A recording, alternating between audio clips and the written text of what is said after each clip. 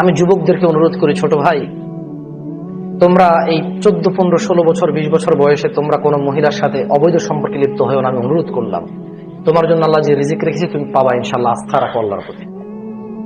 আমি যুবতী আমার বোনদেরকে বলতে চাই, বোন, তুমি এই ছেলেদের সাথে তোমার চরিত্র নষ্ট করিও না।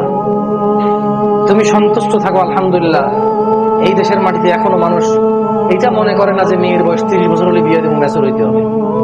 আলহামদুলিল্লাহ, তোমার একটু যখন তোমার যৌবন দেখা দেয়, তোমার বাবা মা তোমার জন্য ভালো সিদ্ধান্ত নিয়ে নেয় যে ওকে একটা ভালো দেখে ছেলে দেখে, স্মার্ট, গুড লুকিং, সম্ভ্রান্ত পরিবার, অর্থ সম্পদ আছে, দরিদ্র না, ফকির মিসকিন না, অ্যাটলিস্ট তোমার খাওয়া দাওয়া পোশাক আশাকের ব্যবস্থা করতে পারবে।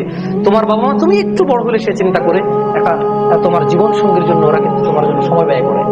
এটা তোমার নিয়ামত। পৃথিবীর অনেক দেশেই তাদের মেয়েদের নিয়ে ভাবে চিন্তা করে না।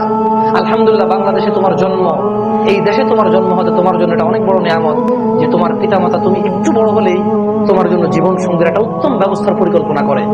তারপর নিজ নিজ ক্ষমতা, নিজ নিজ চয়েস অনুযায়ী তারা চেষ্টা করে তোমার জন্য ভালো একটা ব্যবস্থা করতে। তুমি তোমার পিতামাতার প্রতি কৃতজ্ঞ থাকো। বোন, তুমি